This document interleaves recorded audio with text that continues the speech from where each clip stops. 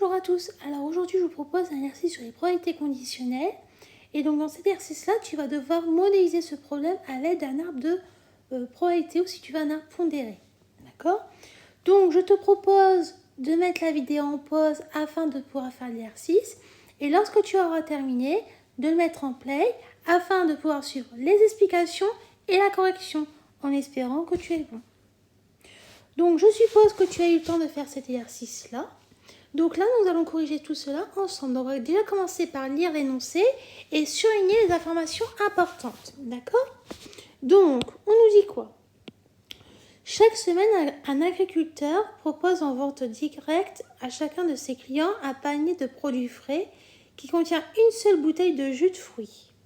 Dans un esprit de développement durable, il fait le choix de bouteilles en verre incassables et demande à ce que chaque semaine, le client rapporte sa bouteille vide. On suppose que le nombre de clients de l'agriculteur reste constant. Une étude de statistiques réalisée dans les résultats suivants. À l'issue de la première semaine, la probabilité qu'un client rapporte la bouteille de son panier est de 0,9. Donc déjà la première semaine, si le client rapporte une bouteille dans son panier est de 0,9. Et si le client a rapporté la bouteille de son panier une semaine, alors la probabilité qu'il ramène la bouteille du panier la semaine suivante est de 0,95. Donc ça aussi, c'est une information importante. Hop, ok. Si le client n'a pas rapporté la bouteille de son panier une semaine, alors la probabilité qu'il ramène la bouteille du panier la semaine suivante est de 0,2. Donc, là, grâce à tout ça, on va pouvoir modéliser notre arbre et mettre les données qu'on connaît. On choisit au hasard un client parmi la clientèle de l'agriculture. Pour tout entier naturel n non nul, on note Rn l'événement, le client rapporte la bouteille de son panier de la nème semaine. Donc là, on nous demande de modéliser la situation étudiée pour les 2 premières semaines à l'aide d'un arbre pondéré qui fera intervenir les événements R1 et R2. Donc bien sûr, l'événement R1, c'est la première semaine, et l'événement R2, ça correspond à la semaine suivante. Donc on va faire tout ça. Hop.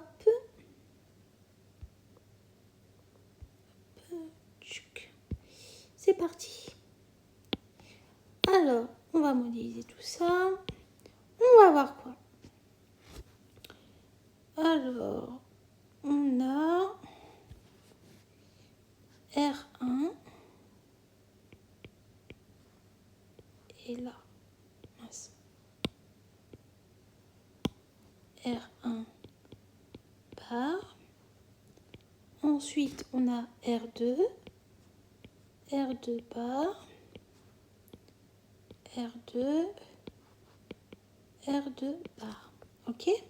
Donc là, on va mettre les données qu'on nous donne. Alors, on nous donne quoi? On nous dit, dans l'énoncé, qu'à l'issue de la première semaine, la probabilité qu'un client rapporte la bouteille de son panier est de 0,9. Ici. D'accord? Donc, ça veut dire qu'ici, on a 0,9 d'après l'énoncé. Parce que là, là, on dit ça. D'accord? Ensuite, l'information qu'on nous dit aussi, si le client a rapporté la bouteille de son panier une semaine, alors la probabilité qu'il ramène la bouteille du panier la semaine suivante est de 0,95. Donc là, ici, il a ramené la première semaine pour la 1, et ensuite là, pour la deuxième semaine, ici est aussi de 0,95. D'après l'information qui est là. Ok? Ensuite, si le client n'a pas rapporté la bouteille de son panier une semaine, alors la probabilité qu'il ramène la bouteille du panier la semaine suivante est de 0,2. Donc là, on sait que c'est 0,2. Donc comme tu sais, la somme des probabilités est égale à 1. Donc là, automatiquement, on aura 0,1, parce que si tu fais 1 moins 0,9, ça fait 0,1. Là, on a 0,05, parce que si tu fais 1 moins 0,95, ça fait 0,05. Et là, on a 0,8, parce que si tu fais 1 moins 0,2, ça te fait 0,8. Très bien, on a modélisé le problème. Donc c'était assez facile, assez rapide. Ensuite, on nous demande de déterminer la probabilité que le client rapporte ses bouteilles des paniers de la première semaine et de la deuxième semaine. Donc ça veut dire qu'on nous demande de calculer la probabilité de l'événement R1 inter R2. D'accord? Donc ça nous donne quoi? Ça nous donne la probabilité de l'événement R1 inter R2. Tu sais que la formule, c'est quoi? C'est la probabilité de l'événement R1 fois la probabilité de l'événement R2, sachant R1. Et ça, on sait quoi? On sait que la probabilité de l'événement R1, c'est de 0,9.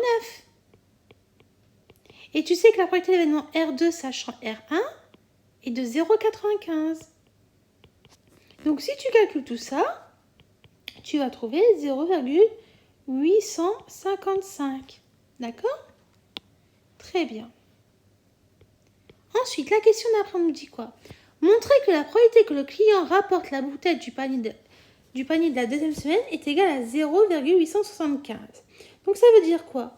Ça veut dire qu'on va devoir utiliser la formule de la probabilité totale. D'accord? Donc, là, on nous demande de calculer la probabilité de l'événement R2. Donc, ça veut dire que tu vas devoir calculer ça, les deux là ensemble, en additionnant. Parce que tu vas utiliser la somme des probabilités. La probabilité totale, pardon. Donc, on aura quoi? On aura la probabilité de l'événement R1 inter R2 plus la probabilité de l'événement R1 bar inter R2. Et ça nous donne quoi? Ça nous donne que la probabilité de l'événement R2 est égale, d'après la question précédente, la probabilité de l'événement R1 inter R2, on sait que c'est 0,855. La probabilité de l'événement R1 bar inter R2, si tu le calcules, tu vas faire 0,1 fois 0,2. D'accord? Et quand tu fais tout ce calcul-là, tu vas trouver 0,875. D'accord? Ensuite, la question suivante. On nous dit, sachant que le client a rapporté la bouteille de son panier de la deuxième semaine, quelle est la probabilité qu'il n'y ait pas rapporté la bouteille de son panier de la première semaine? On arrondira le résultat à 10 puissance moins 3.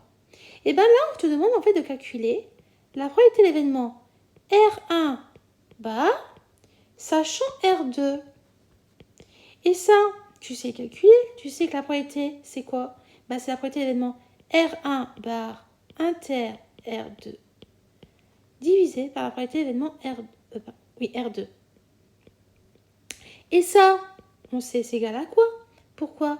Parce qu'on sait que la probabilité de l'événement R1 bar inter R2, c'est cette ligne-là, c'est cette branche. Donc ça veut dire que tu auras 0,1 fois 0,2, le tout divisé par la probabilité de l'événement R2, que l'on a calculé juste avant, divisé par 0,875. Et donc, si on fait ça sur notre calculatrice, ça nous donne quoi? Alors, on va calculer ça. 0,1 fois 0,2, le tout divisé par 0,875. En écriture fractionnaire, ça nous donne 4 sur 175. Et là, on nous demandait d'arrondir à 10 puissance moins 3, ce qui nous donne environ 0,023. Voilà, on a terminé de faire la correction de cet exercice. Donc, j'espère que tu avais eu bon. D'accord? Et si ce n'est pas le cas, je t'invite vraiment à revoir tes erreurs, à retravailler et de refaire cet exercice-là. Donc, peut-être que tu as dû faire sûrement une erreur dans tes formules de probabilité conditionnelle, ou peut-être que tu as mal placé tes données dans ton arbre. Donc, franchement, je te conseille vraiment de refaire cet exercice-là. Et voilà.